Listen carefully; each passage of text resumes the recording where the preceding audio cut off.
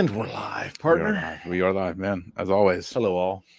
Different day this week. But yeah, a little bit of a promo there. We weren't going to do it, and then the opportunity came, and we both looked at each other and let's do this. Let's and I'm really glad we're doing this because today I got the opportunity to sit down with a gentleman that I've known on Facebook for a couple of years. Okay. Very, very good, solid human being. Okay. Very polished. A vice president of a firm here in town. Okay. Well-spoken, a little bit of sarcastic, which I really appreciated. Okay. But I had a great time with him. We set this meeting. And Antonio, if you happen to be, thank you today. But the reason I bring this up is we met at a coffee shop in the Strip. Okay. Of course, he was waiting there for me. Yeah. Great conversation, introduction there for about an hour, and then we left. On the way home, I realized, I just take for granted that when I set an appointment with someone, whether it's business or personal, that they're going to be there on time, or if they're late, or if something has happened, there will be some effective communication that will explain the circumstances. Sure. But I also realized that how many times in my life do I encounter circumstances with people that are just they take so much liberty with my time. And I think in general in society, we've now grown into a mode where other people's time does not weigh very heavily anymore. Interesting. It's like we run on this, we laugh and call it realtor time in my business. Or you don't know that there's an actual disorder called time blindness, apparently. I'm sure you're going to tell me all about it. But I didn't. Someone told me about this 2 weeks ago, and apparently it's a thing. I don't know. It's just called not being able to tell time, I feel like, or just not being organized. But it's people say that they're late because they have time blindness. Is there a disorder for everything? I don't know. It's like, can you read numbers? So I feel like if you can do that, you shouldn't be late, or just plan better. Like if you know it takes you that long to get out of the house or to get yourself moving, get up earlier, get started earlier. Okay. But back to my point. Here is so I know you can appreciate this. Distinguished gentleman, great career, well put together, very well spoken, funny, sharp, immaculately dressed. Okay. Everybody around him in the Strip knew him. Personable. Okay.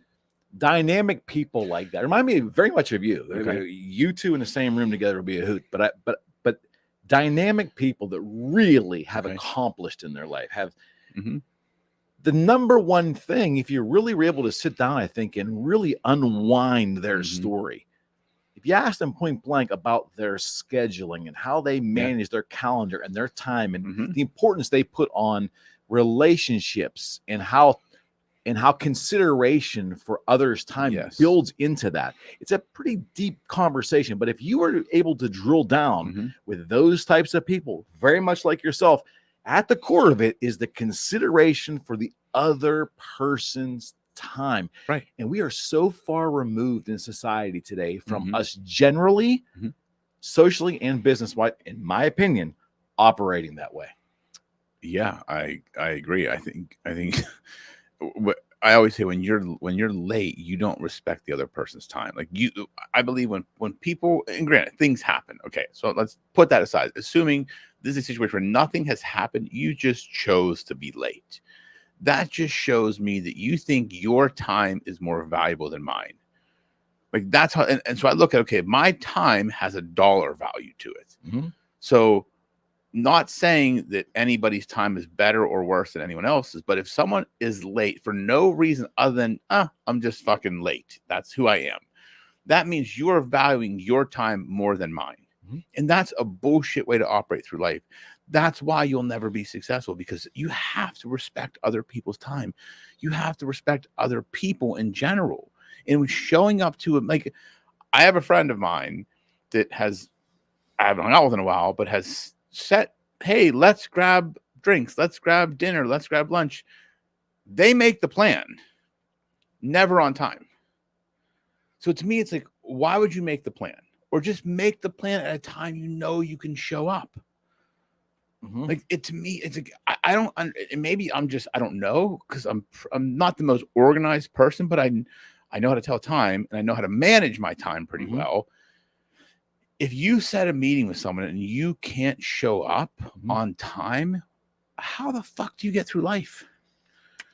I think a lot of society is maneuvering this way. I don't understand it. I really don't, Yeah. because it should not be that difficult. Yeah, I see it very clearly because I'm an independent contractor. I haven't worked in corporate America for a long time. So I've been out for the last 20 plus years, setting my own meetings, meeting vendors, other businesses owner. And I see a decent respect for time from business to business, but I also see a lot of lack of respect for the other person. And I think that some folks don't feel that it's a lack of respect. It's just how I am. It's who I am. It's how I operate. And they laugh it off. Like, I'm always late. I mean, what a brand for yourself. That is, if you said to me, I'm never going to take you seriously.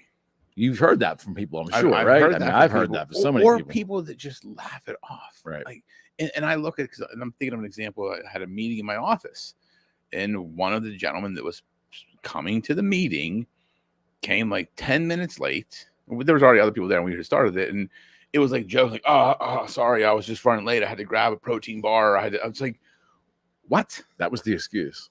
Yeah. I think he was trying to be funny. And to me, it's like, I don't know you right now. Like, you're a new person I'm meeting in this meeting, and you show up late. How do you think I'm going to look at that? You may be the most awesome person on the planet, smartest, sharpest dude ever. But if that is the first impression you leave with me, what do you want me to think? Why don't we take that seriously as a society? I don't know. I think we have gotten too lax as a society. We take too much liberty with everything. Like, when it comes to time, I always say, if you're not early, you're late. Because showing up on time, to me, you're cutting it pretty close. If a meeting starts at noon and you show up at noon, that's ballsy, in my opinion. Because that means the meeting's not starting at noon. The meeting's starting at like 12:05 or 12:10. There's no self-preparedness. Correct. That. So I've always ingrained that in myself, and I try to ingrain that in my kids. Be early. Like, that's who you want to be. And I don't know why. I don't know how we got here as a society. Well, schools run on a time structure. Right. Businesses run a time structure. The airlines, trains, you know, your favorite television show generally starts at the time that you go to watch it. Yeah. We have this order in society, yet we often don't conduct our own maneuvers in a way that's orderly from a time standpoint. We don't do it. No, we don't. I don't think we conduct ourselves as a whole, properly in a lot of areas other than just time.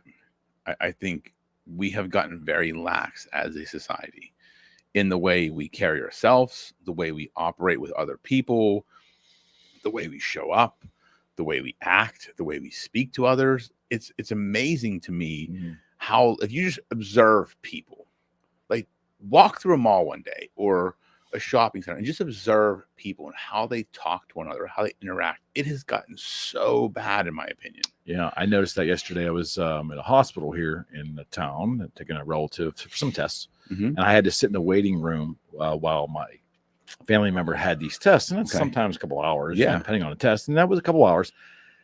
And I just love people watching, especially when my work is done and I don't want to sit on my phone. I just want to observe. Yeah. And I did look around, and I had a lot of pity too. People seem to be, and again, I'm in a hospital, but I was observing everybody. Sure. Patients, guests, families of patients, and also hospital staff, and just listening to communication and it seems like the informal way we communicate or we express with each other in business, because the hospital's a business. Yeah. These are people working with the public, but still working for a hospital. Yeah.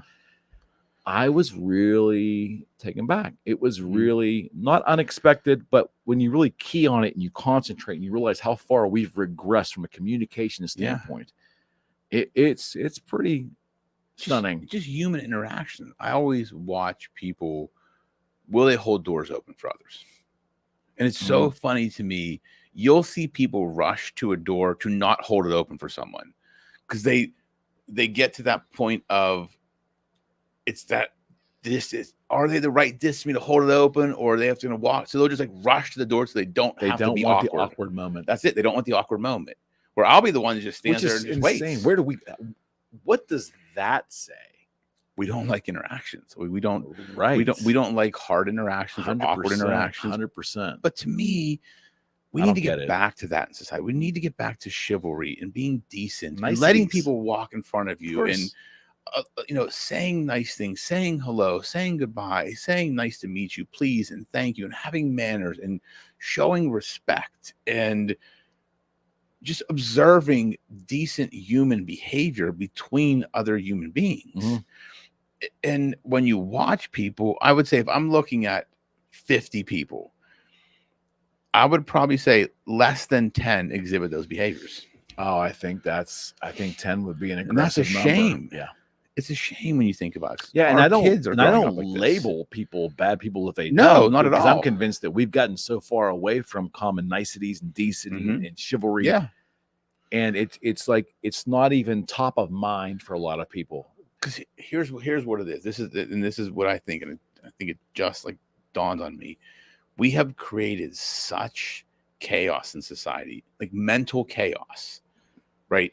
The pandemic and all the shit that has went on. We've made people so mentally chaotic that when someone does act like a decent human being, their first instinct is not, they're a nice person, I don't trust them. Why are they doing this? It's suspicion.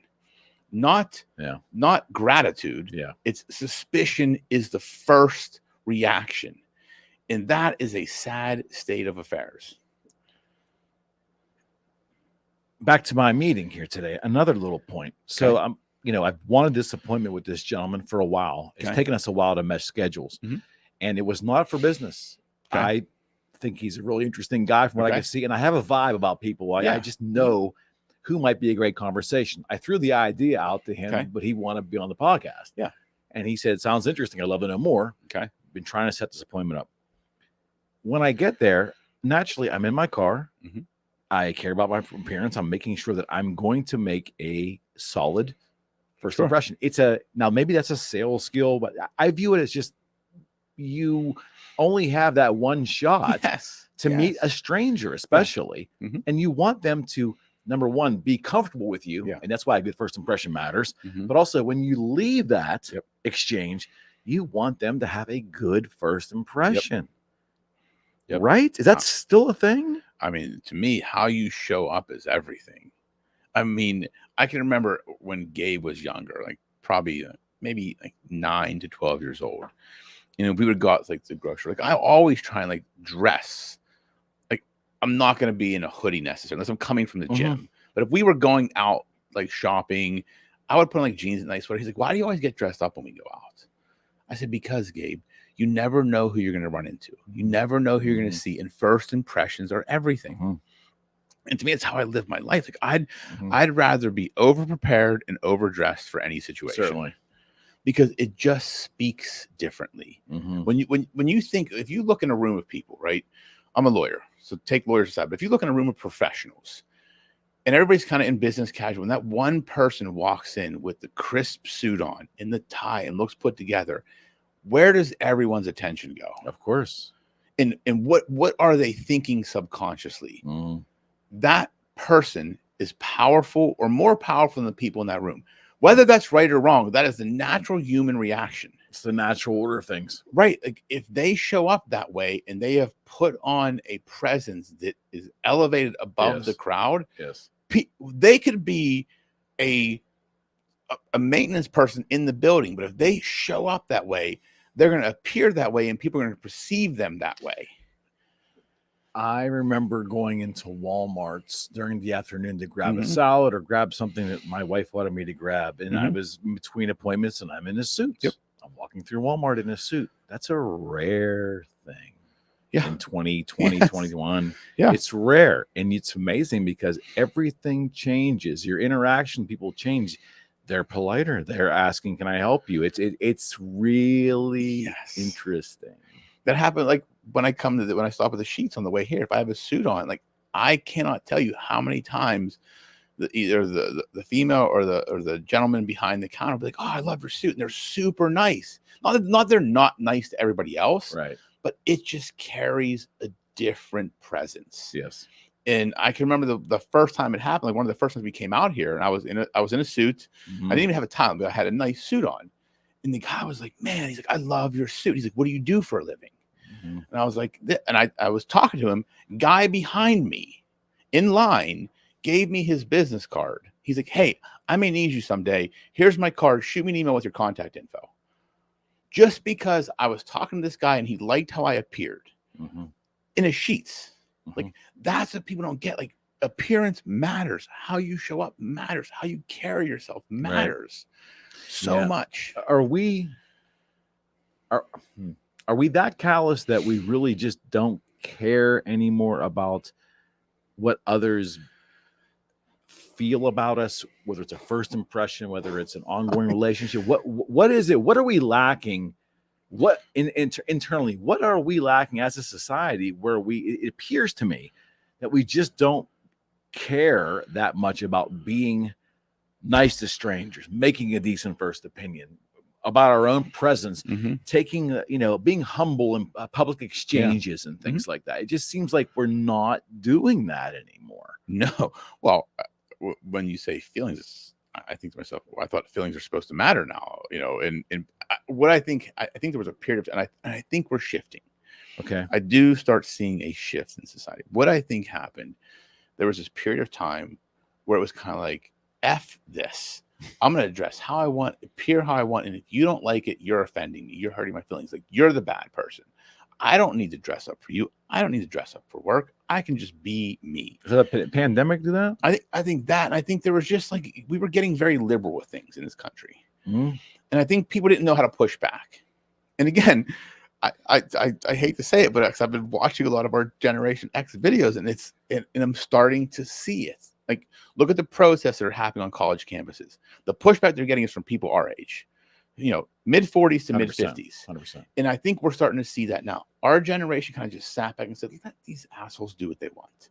If they want to wear hoodies to work, whatever, it doesn't bother us, right? Doesn't affect us. However, once it starts impacting us is when shit starts to change. And that's what I see happening, because it's gotten too much and now it's impacting us. Well, yeah, it turned violent. Yeah. And it's like, well, not even just how people appear, right? If we're running businesses. Oh, okay. Yeah, and we think that people just think, oh, we can just show up how we want. It's like, no. Right. You're impacting line. You're impacting our businesses now. Yes. So shit's got to change. Like, that's just how it works. We've tolerated enough. We've tolerated, and now it's affecting us. Yeah, because that's the difference about people. I think feel like our age or in our generation. If it doesn't really affect us, I don't really give a shit. If you want to, that's pretty universal. Yeah, if you want to be whatever, believe, that's totally cool. Like, I'm good. Like, just don't force it on me. But the moment you start affecting and impacting my life in a negative way, well, shit's gonna change. I think so. This first impression thing is really something, though, and I just wonder would it be apathy? There's just so much apathy. If you don't like me for who I am, too bad. I'm wearing what I want to. I mean, look.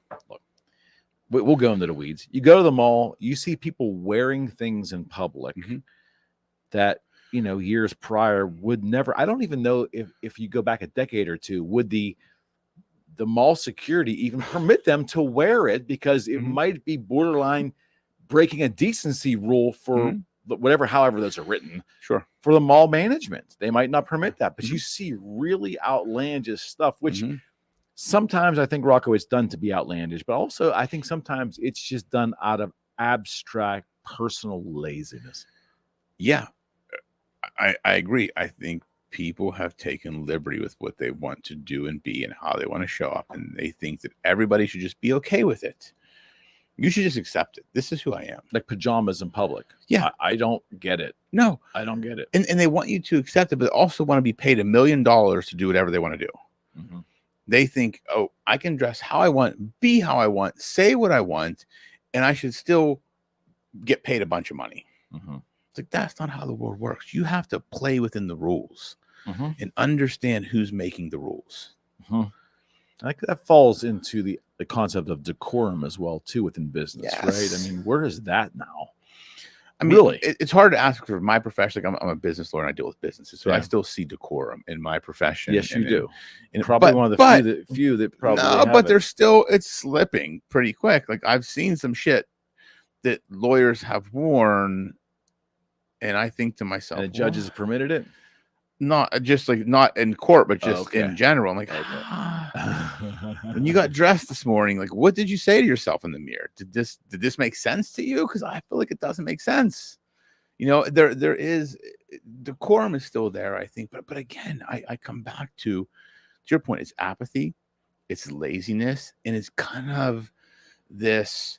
They want to be contrarian for the sake of being a contrarian. Because think about all these people that just fight positions for the sake of fighting them. Because when you really ask them the question, they have no idea what they're even fighting about.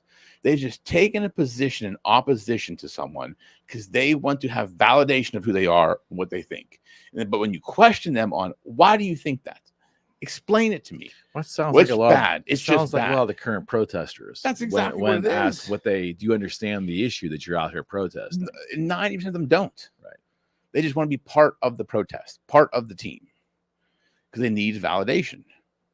Because like it's an event, they just want to be part of the event. I would say something, and this may piss some people off, Mm-hmm.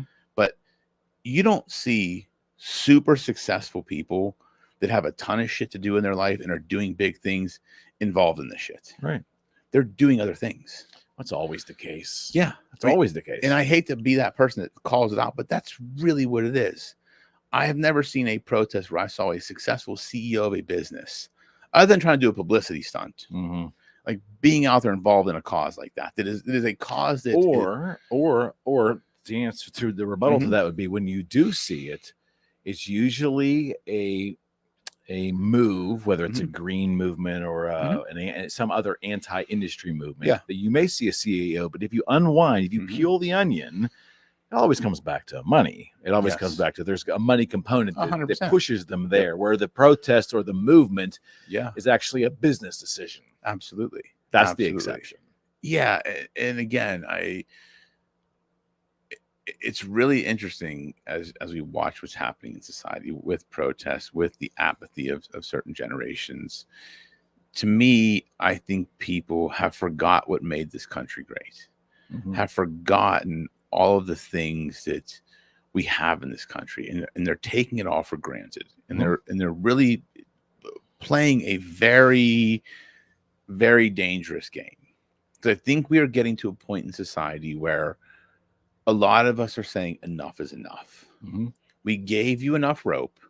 Now you're beginning to hang yourself. We said, play over there. Cool. Like, have your fun. Here's your toys. Be whatever you want to be. Play in this Call space. yourself whatever you want to be called. Like, that's awesome. Like, do you. Yeah. However, when they start creeping over into, well, now all of you have to play with us and play by our rules that were never in existence before, and were just artificially created by the 1% to distract the masses, that's when there becomes a problem. And that's when I'm seeing shift. I think people are starting to say, no, it's not happening anymore. We've got to shift course. That's at least my observation of society right now. When people say the following, they say, we're losing order within society. We have attack against the police, and we're just losing the assumed order of a civil society. We're losing it. Okay.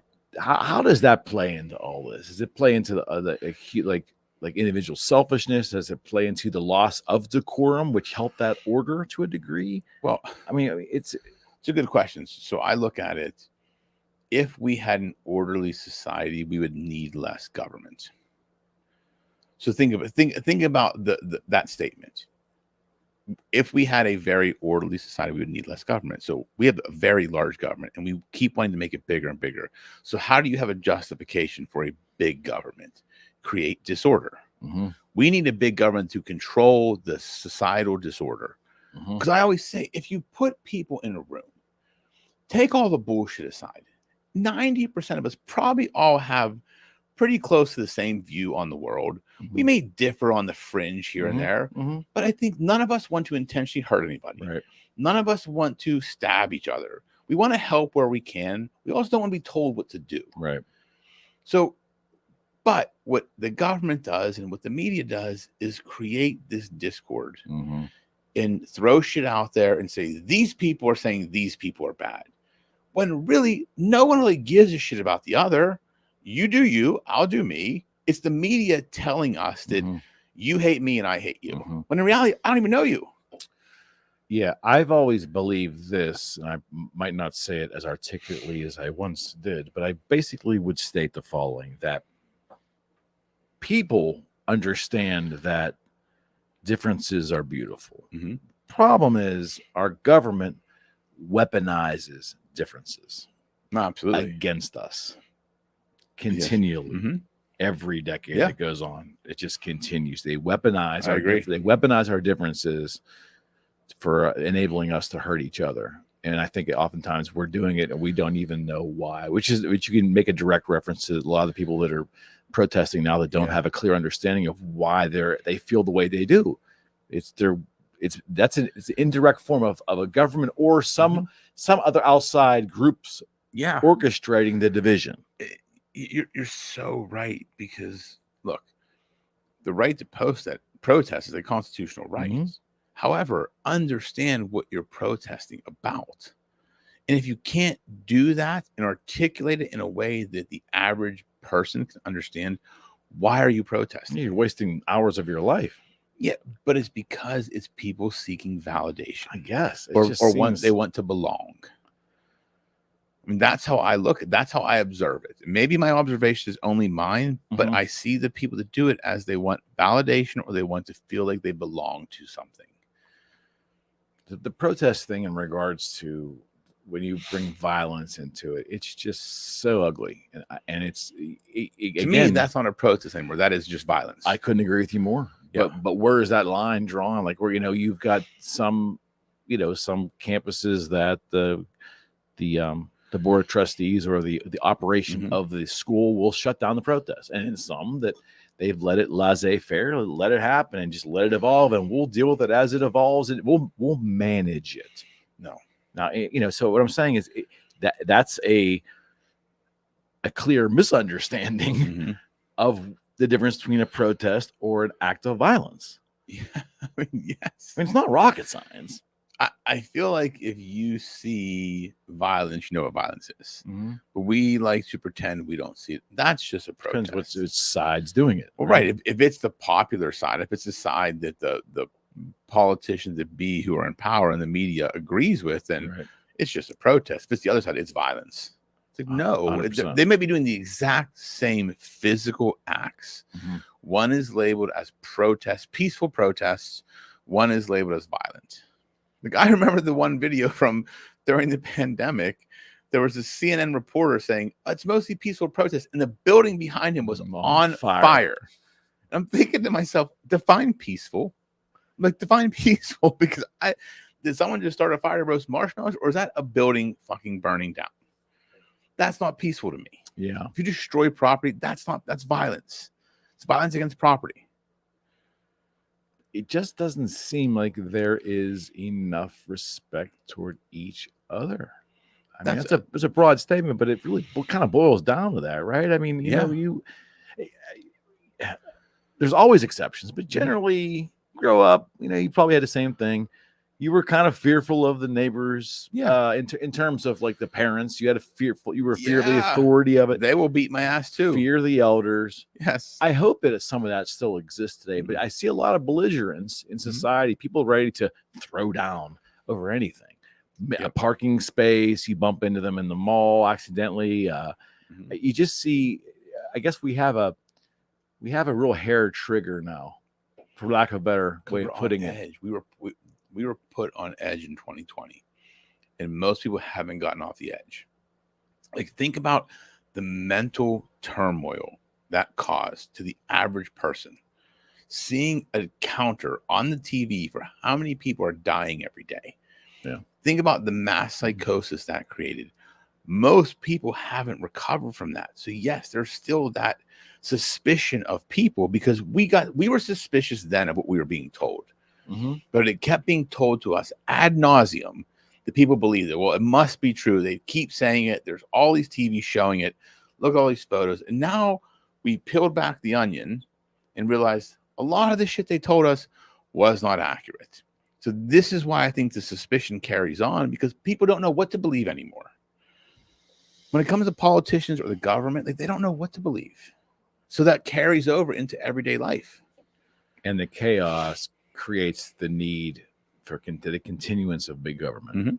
That's exactly right. That's how I see it. And maybe I'm completely wrong, but there's no other reason to have big government other than to control the masses. It's just sad to me. I mean, yeah. And I know we started talking about just basic respect for other people's schedules and so forth, but it really starts with something that simple. Do we respect? And the other beautiful thing was I went into a coffee shop in the Strip today. I saw amazing amounts of kindness and a really cool spot. And I'm going to butcher the name, so I'm not going to say it. I wish I remembered it. But I know what you're talking about. They were just amazing. The people were amazing. They were courteous and kind, and they were over the top with customer service. I mean, and I walked out of there, and you could not help smile because you just knew every place you went could be this way. Yeah. This is like an example of how we could be treating each other, how business could be done, how retail business could be done for everybody. No one was yelling. Nobody was, it was a good experience. Here's what I say. When people are worried about being yelled at in a job, that's because they're not actually doing their job. Because think about it. When has a high performer been yelled at by a boss or reprimanded by a boss? They're generally cherished. Right. The people that get yelled at or reprimanded are people that aren't performing. So, yeah, if you perform and do what you're supposed to do and exceed expectations, you're going to be praised always. You're not going to be vilified or disciplined or yelled at. So the people that say that, I would say, look in the mirror. Yeah. How are you performing every day? Like, what are you bringing to the table? How are you showing up? Because what you get is a reflection of who you are. Right. I mean, it truly is. The older I get, the more I realize that the things you get in life are reflections of the choices you have made. Oh, that's definitely true. And again, I don't know if there's any science to this. Maybe it's a little metaphysical, but I mean, you do get back what you put out in the world. I mean, you put out kindness, you put out good behavior, you put out consideration for other people. You might not get it back, immediately, but it will come back to you. But there seems to be this very selfish way of maneuvering that we're doing on whether it's business or social. It's like it's everywhere. It's everywhere. I saw it years ago when my kid was in a baseball league, watching parents and their interaction with other parents, the other teams, parents, umpires, concession workers, and just the way they would talk to each other. Like it really was an eye opener for me. We've fallen a long way from a public decorum kind of thing. We've fallen. Yeah. I think a lot of it is we lack leadership. We need leadership to be nice to each other, though? Well, but I think people are waiting to be told what to do. Okay. Like they're waiting to be told how to act. That's a shame.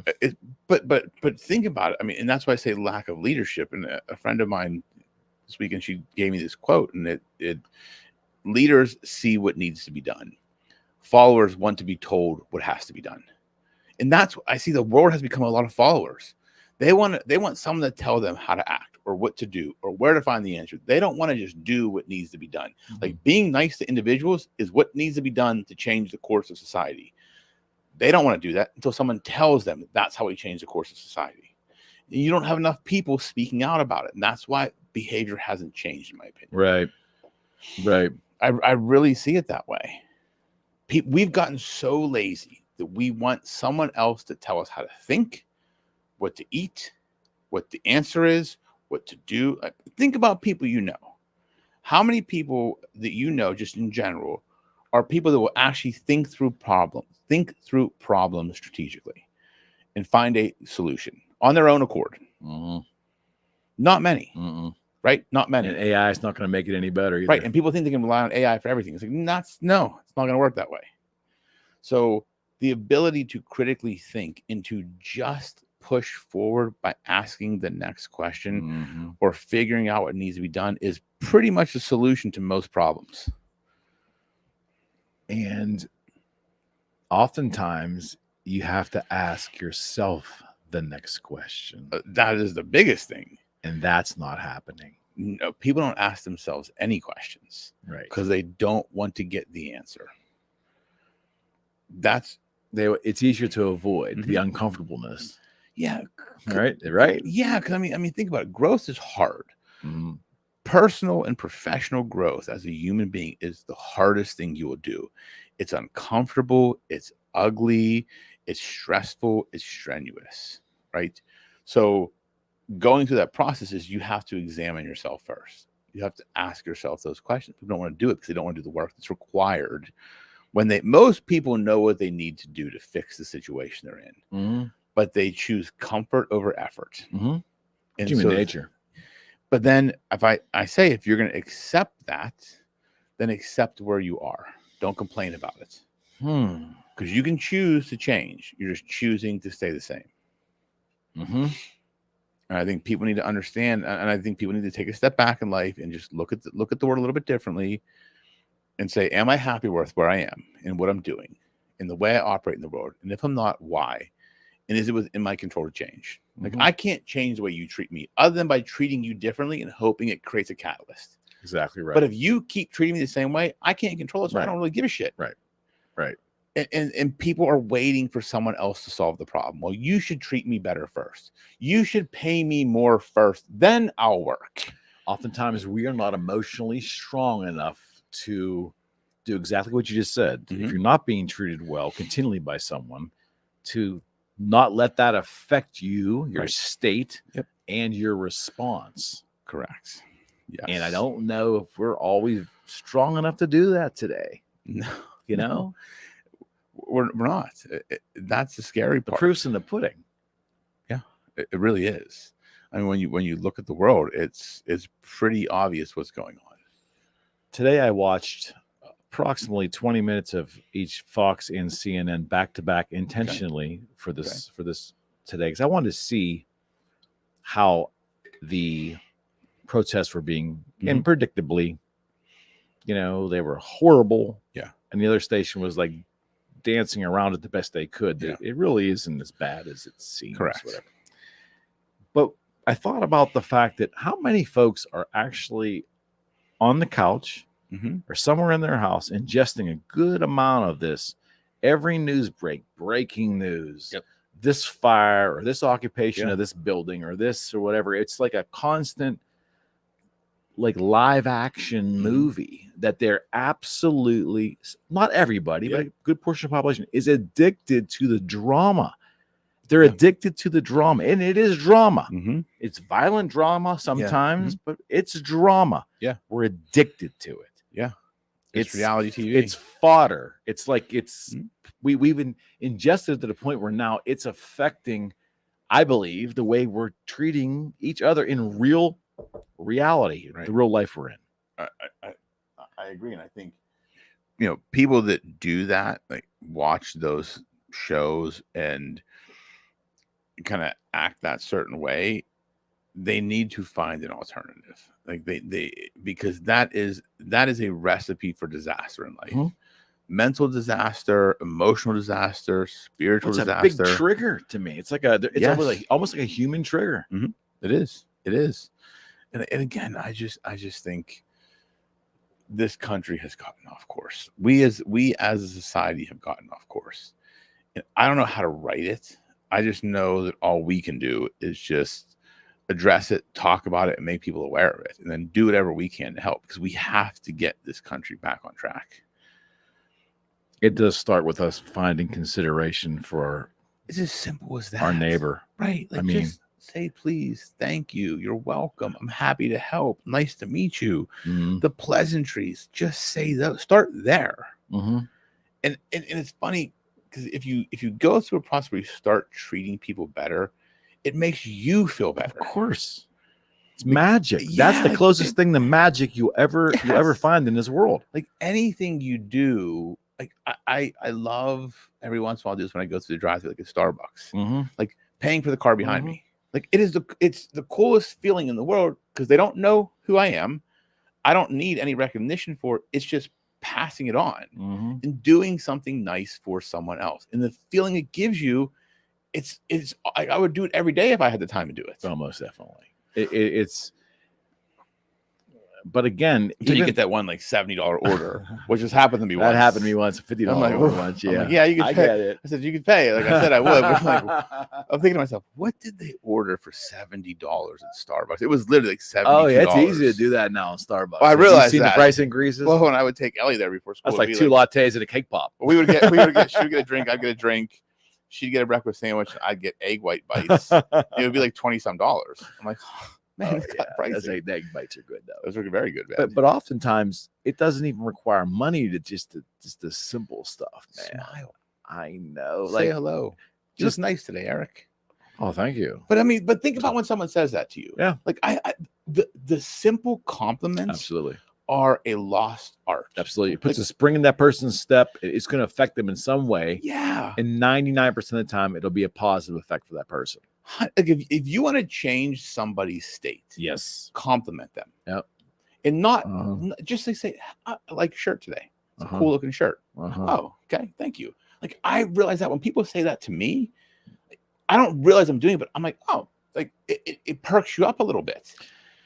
It's saying anything nice about someone is going to help. Even if you have to dig down hard to find something. And believe me, sometimes you got to dig down hard to find something. But wouldn't you want your day in, day out communications and interactions with people, especially strangers, wouldn't you prefer to have them just fantastic? Yeah. Like be positive, be happy. Like life is kind of beautiful when you want it to be, when you let it be. We get too caught up in bullshit. Like we label it, we define it ourselves. And if you're defining it as a negative experience, guess what your mind's going to believe? It's a negative experience. How about it just is? Amor fati, like the love of fate. Love love as it is.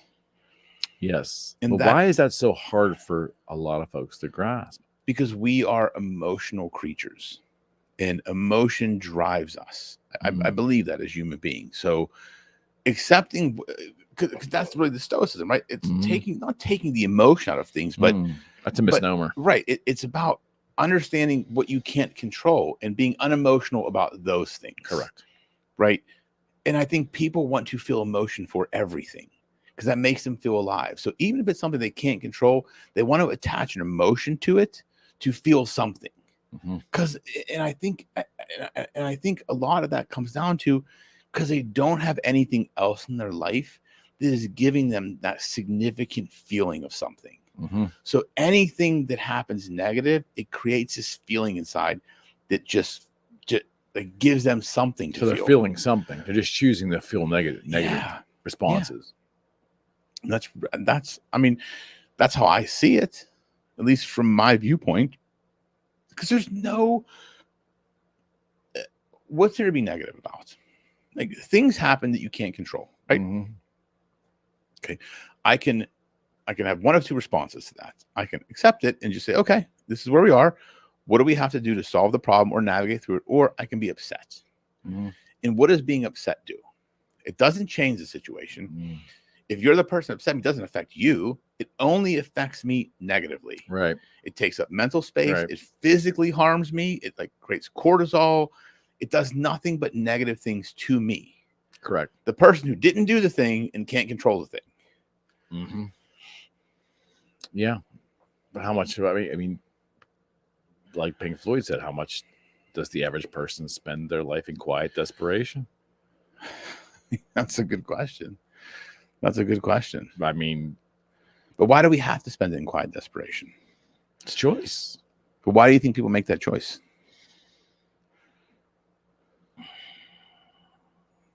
I think humans find it easier. I don't know why, but I think they find it easier to be negative.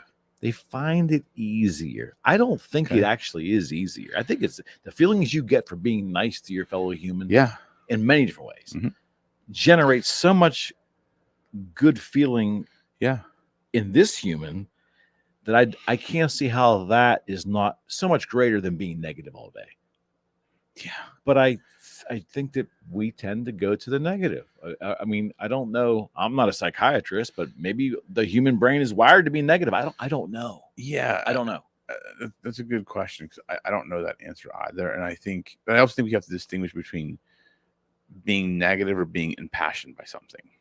So I think because I'm thinking of myself, right? The lawyer's talking now. Well, no, but I think about it, because there are things that kind of set me off and get me very fired up, right? And I'm not looking at them negatively. It's like I'm looking at how do I need to adjust things. Okay. And I'm very impassioned by what I'm thinking through. And people may think it's a negative reaction. People may think I'm pissed or I'm stressed or I'm angry. And I don't think of those reactions as negative. I think I'm just very impassioned by this thing that I'm discussing, and it's causing me to get excited and excitable. And so it's not, to me, I don't feel negative energy from it. Yeah, but that's different. But I think people need to make that distinction because if you tell people they can't be negative, then people think they can't have that impassioned emotion about something that sets them off. Okay. Because to me, it's like I can be if you do something that I don't like, I'm not negative about it. I'm just like, well, let's fix this thing. And I have a passionate drive to do so. Yeah. Maybe I should say that are we more inclined or are we wired to dwell on negativity, dwell on misery loves company. Yeah. That's it. Yeah, that sums it up better. I mean, that's really what it is. I mean, people, I don't know why. Life is fleeting, right? Life is truly fleeting. And I think the faster you realize that, the quicker you will adjust the way you think. You seem to get it the older you get. Yeah, I'm 46 right now, and I've been thinking about the impermanence of life because it does. I'm 46. When I say that out loud, it's like holy shit. Like I was just texting my buddy Sean about like the stuff we used to do as kids, like the Gen X's. Like we had Roman candle battles. Like we hogtied him and threw him in the woods. But we were talking about that. Great. And it's funny because we were texting last night and he's like, it's 16 years till I turn 60. I said, it's only 13 for me. And I'm like, holy shit. You know, because I still feel like I'm a kid inside. Right. I still feel like I haven't grown up. Don't you think that's a choice though? It is, but it truly, it makes you realize the impermanence of life. Right. And like how fast it moves. Right. And it's like, I've been thinking about getting another tattoo, and the one I want to get that says the only constant is change. Yeah. Because to me, like that has rung so true with me recently, because nothing is constant in life. And if you think it is, you are missing out on life, because the constant in life is change. I always want to get it. I never did it, but I always want to get one of those calendars that had a circle for every week of your life. I have one. Looking at that is a scary thing. Yeah, I need to get one of those. It puts it into perspective, man. It puts it into perspective. Yeah, especially because the end date is unknown to all of us, right? So you're just hoping for the. Well, I'm hoping for 110. That's kind of where I'm at with it. But that's why I have that picture in my office. It says 3 words of inspiration: "You will die." Because it shows you that no matter what I do, no matter how successful I become, no matter what I create, I'm going to die just like the rest of us. You know, they might be able to figure out a way of putting like your consciousness in a different body. Someday. I mean, Musk is working on something. Yeah, like okay. That. but we have to come back to the impermanence of life. Certainly. And say the things you want to say. Yeah. Because life is fleeting. Certainly. Like, treat people better. For all of us. Right. Like if you want to say something, someone say it, because you may not get the chance. And you know, and when I say it, like say the positive. Keep the negative to yourself. Throw it away. Just let it. Don't. Life is too short to harbor negative emotions. I've realized that, because it does nothing but diminish your health. So if you just let go of things and learn to let go. My father used to say, disown the negative. Don't own that. Right. I mean, if it's taking up space in your head or in your heart, realize it's taking up space, and it's probably, it's taking up space, rent free. Get rid of it. Disown it. It's not Yes. you. Get rid of it. And once you let that negativity move in, it's hard to get it to leave. Mm-hmm. And when I say move in, I mean like you are really harboring the negative. Yeah, no doubt. It takes a lot to get that out. Like it's a lot of work. So if you can just avoid harboring it at Well, all, it does damage when it's in there. Yeah. It breeds. Yeah. I mean, I feel because again, we all face, it's not like I've never thought negative or don't have negative thoughts. And when I get pissed off, like I feel my blood pressure rising. You're Italian. But no, but it's true. And it's just, and I've learned to, as I've gotten older, to not stop myself from having the emotion, have it and let it go. Like feel the emotion, like get pissed, get that moment of frustration out, and then take a step back and say, okay, what's the problem I'm faced with that I have to solve? Right. Like that's what I do. Let the emotion come in, feel it. Okay, cool. Let it go. Look at the situation objectively. What is happening? What's the obstacle, challenge, or problem I have to solve? Sure. And what's the first step I have to take to do it? Makes life very easy to navigate when you start looking at things that way. And it took me a long time to figure that out. Yeah. Wisdom does come with age if you are aware enough. And I think if you're able to, if you're receptive, I guess you should say. It's there for everybody. It's just, are you receptive to it? Yeah. Got to be open-minded in life. Yes. I think the older you get, the more open-minded, if you're willing to, you can become. Because there's a willingness to it.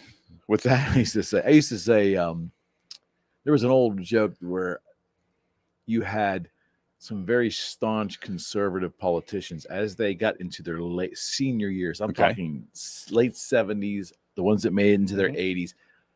They suddenly embraced a more liberal agenda. Bob Dole was an example of one. And I used to say that, maybe they did change their philosophy, or maybe they just got tired of the fight and there was more acceptance in them. I don't know. It's fascinating. That's a good question. And it's a different generation too. It's like that is a good question. I don't know. It could be reversal too. It could be a very liberal senator might want more order in society, maybe embrace some conservative things. They got tired of the fight. I don't know. Well, I also think people's viewpoints change. You start seeing the world differently as you move through. And I was just talking about this earlier today. When I started the firm, I had the vision of being a solo practitioner. When I hired Matt as the first lawyer, I had the vision of being a 3 to 6 person firm. Now him and I have the vision of being 100 employee firm. Right. And it's like the more you go down the path, the bigger your vision becomes and the more things you can see. So yes, has my viewpoint changed? Has some of my things I value changed? Absolutely. Because 5 years ago, I couldn't see what I see now. I didn't see the world like I do now. So if you're open to expanding your viewpoint and perspective and not being so tunnel vision and closed-minded, you will change the way you look at things. You will change some of your viewpoints, I believe. It's not about not being able to fight anymore. There's more information I have now to make a more informed decision. Well, you've had more life experience. As you get older, you have more life experience. I would hope we all do. Yes. We encounter more people, more different viewpoints. There's more inputs to ultimately shape who you are. Absolutely. Right? Absolutely. And I that's why I don't like the idea of remaining rigid on so many aspects of one's life as you get older, because if you do that, you're probably refusing to acknowledge experiences. I'm guessing. Well, I agree. And I think a thing people can just do, even if you want to remain rigid on your viewpoints, when someone has a different viewpoint, just ask them to explain it. It might open your mind. Why do you think that way? Tell me why. Why did that happen? Oh, it's from when you were a kid. Well, why did that happen? Exactly right. And just keep asking the questions and dig in a little bit. And then you'll end up seeing something you didn't even see before. And it may or may not change your viewpoint, but at least you'll get a sense of understanding. That's it. It's like, man, that is so good. The more you inquire, the more inquisitive you become. It's not an attempt necessarily to change your viewpoint. It's to make yourself a more understanding person of the other position. Yeah. And then how could better relationships not form Mm-hmm. with better understanding, right? Yeah. Yes, absolutely. The goal in any discussion, I always say, it's not for me to push my viewpoint upon you. It is not for me to convince you that I am right. It is only for me to get you to understand where I'm coming from. Mm-hmm. If I can do that, then I'm good. Then Mhm. that means we can understand one another and have a decent conversation that will maybe take us somewhere, 100%. some common ground. But 100%. we are too inclined to have to win. Mm-hmm. You have to believe me. I am right. You are wrong. My side is right. Your side is wrong. That shouldn't be the ultimate Amen. goal. Amen to that, man. It should be about understanding. That is the crux. And the thing that we seem to lose, Mhm. the overall essence of who we are, we Yeah. lose. And that is that the differences amongst us all is the beauty of life. Right. Yet we use them to fight each other. Yeah. It's insane. It's insane. That is such a good point, because the beauty of life is truly the differences in all of us and our imperfections. Correct. I don't want to be around people that are just like me. I want to surround myself with Correct. different people, different viewpoints, different worldviews. I'll learn things from them. Correct. I think everybody has some level of beauty inside, Mhm. and some level of the ability to teach someone something. Nobody wants a world of sameness. No. Humans wouldn't react to that. We wouldn't react to sameness. Nobody wants that. No. And why do we want Nobody to fight wants with each that. other? Like, why do we really want to fight with each other over stupid shit? Like, think about it. We get into these We fights don't even know why over we're fighting words. half the times. Like, I watched a video. I think it was at Charlie Kirk, and he was talking to someone, and they were saying emotional violence. He's like, "What's emotional violence? I hurt your feelings?" Like, that's where we are. Like, we're talking about things that are called emotional violence, and it's only because he said something that the person had a different viewpoint of. That's emotional violence. And he said, "Why? Because your feelings got hurt? Because I said something you didn't like? It wasn't anything intentional or offensively directed at you. It is my viewpoint, which is different than yours. And you are now telling me that that is emotional violence." How did we get to a spot in this world where we said words are violence? I think because we somehow will not practice situational indifference. Yes. We view that as an evil thing. Even the concept of just the generic word, the base word indifference, the base word without any Mhm. other word around it, is in many people's eyes the root of all evil. You have to be passionate about things. You have to be passionate of once. You need to choose and then be passionate about it. And Okay. my response is absolutely not. I don't need to choose, especially if I have no interest in it, or if Yeah. I don't feel passionate about it. I'm not Yeah. going to artificially create it, because that's what all you are doing. Right. I'm not joining that crowd, right? I mean, so I am choosing to use situational indifference based upon the circumstance, Correct. and the Yes. issue. Yes. But let's even make it more simplistic. We were growing up, sticks and stones may break my bones, but names will never hurt me. Now it is, there's emotional violence.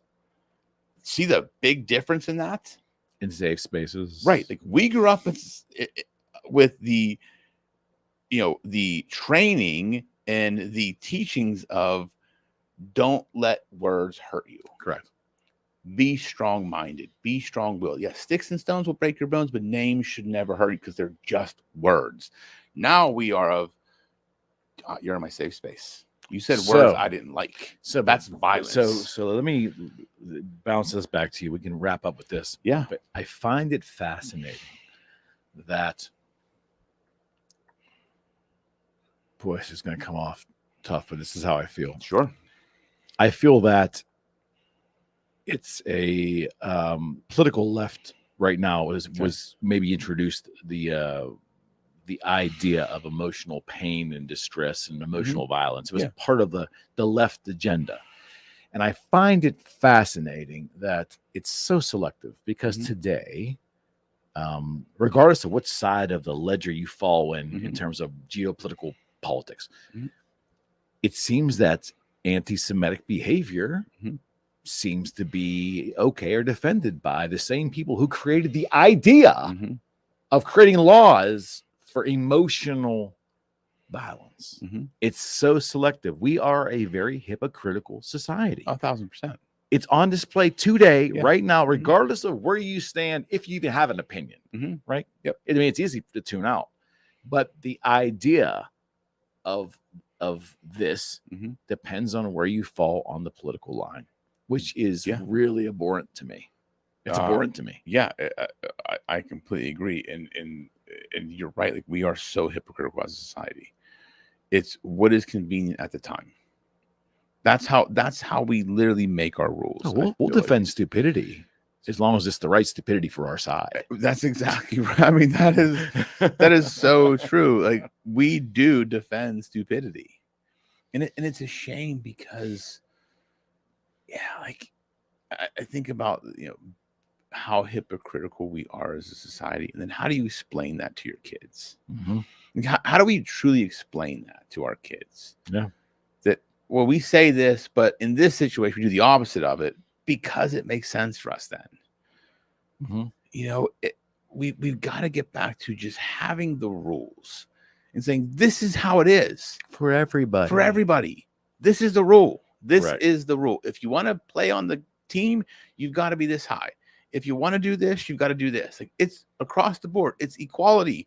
The same rule applies to everybody. We are in the society of exceptions now, and we have been for a while. Everybody's an exception. Yes. We're all exceptional. We are. Yeah. And we're in a society that basically puts the emphasis on individualism, which in reality it's not, but it's under the guise of individualism and individual creativity and all that nonsense. But they really don't. We're not really living that way. No. I mean, look, some people just aren't going to have things that other people have because they're not as smart. They didn't work as hard. They're not willing to do what it takes. There are reasons why some people start companies and reasons why others don't. Of course. There are reasons why there's employees and there are reasons why there's non-employees. And there are people that don't care about money or things. Exactly or anything. right. Get no joy out of any of that. Correct. There are people that just live their life to live. And that is, again, all of its rights. It's differences. Yep. That's the beauty of life. Yes. And not one of those is better than the other. No. It's whatever matters to the person. Correct. And we have to just respect what matters to you. 1,000,000%. Respect what matters to me, and we'll get along just 1,000,000%. That's it, man. It's as simple as that. All right, brother. I'm glad we did this tonight. Yeah, it was fun. Definitely. Yeah, that was a good one. Yeah. We're gonna do this again Tuesday. We'll be back Tuesday. Back Tuesday for episode 41 already. Shit. How about that? Oh, 41. Holy crap. Yeah, we're almost a year. Yeah, that's right. Wow. Yeah, it is. Okay. Cool. Love it. Thank you. We'll see you soon. See you.